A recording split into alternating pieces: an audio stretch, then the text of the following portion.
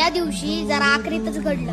नेहमीप्रमाणे मुंगी पाण्यात पडली. कबुतरांनी विचार केला, किती दिवस मी हिला वाचवायचं, जाऊ दे मरू दे. मुंगी वाहत गेली.